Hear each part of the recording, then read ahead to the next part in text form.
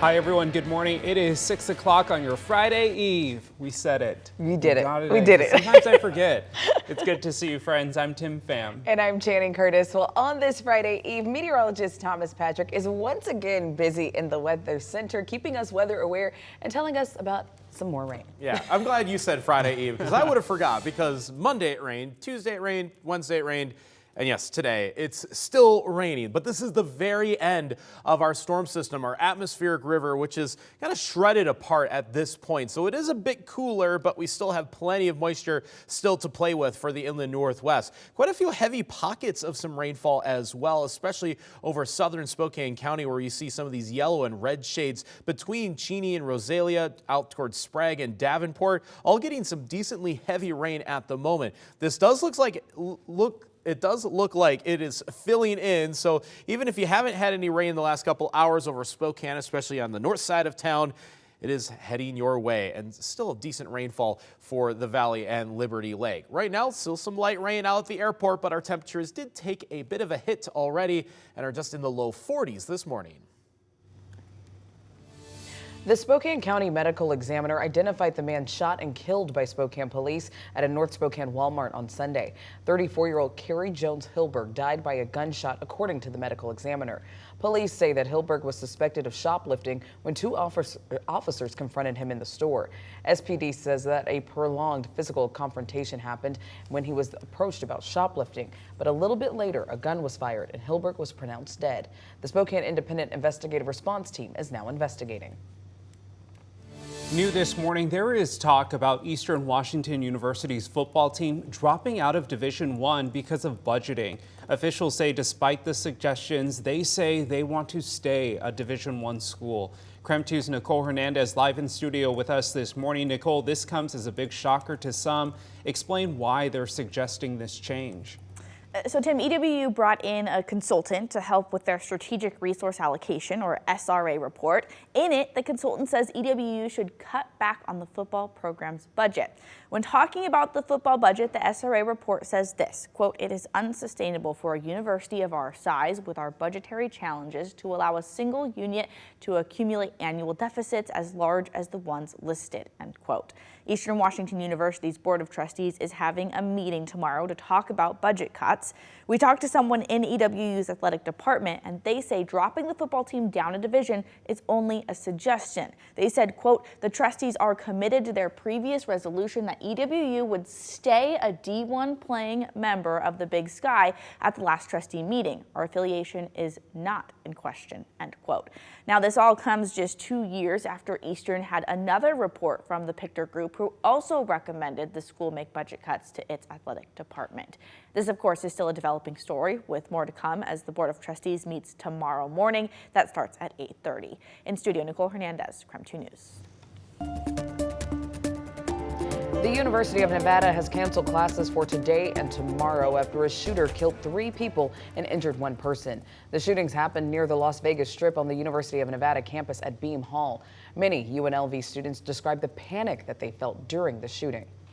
We had to close the door and barricade all the tables up, about 6 tables up. I'm still scared out of my mind right now. I was just trying to keep alert and trying to comfort students. There was a lot of students that were crying.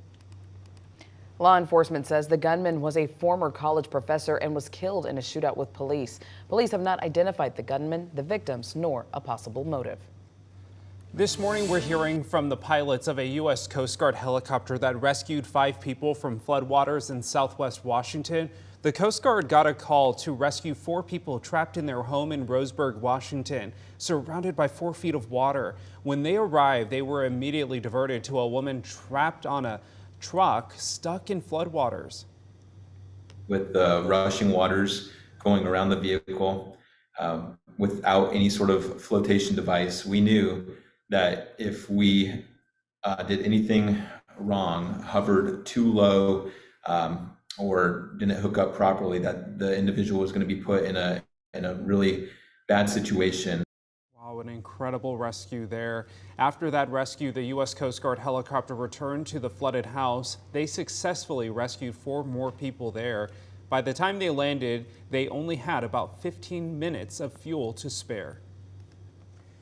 Time is now 6:06 and our weather conditions are still rainy for the inland northwest, but it is starting to cool off pretty significantly. Even our temperatures right now down by a factor of about 5 degrees compared to yesterday as the atmospheric river turned into a cold front, so we no longer have that feed of that warmth anymore for the inland northwest. It'll still take a day or two for those temperatures to fully slide back to their December averages, but realize it's not quite as warm anymore. In fact, when you look at the rainfall, it's not just rain. The blue is back on the map. If you zoom in over 4th of July Pass, yes, that is blue over the interstate, over I-90. So at elevations above about 3,000 feet, we are starting to see snow, and that does include 4th of July Pass and Lookout Pass now. In fact, Lookout Pass is under a winter weather advisory from now until 10 a.m. tomorrow morning. Some locations could pick up a 4 to 8 inches of snow to replenish a lot of that snow that melted through the course of this warm week.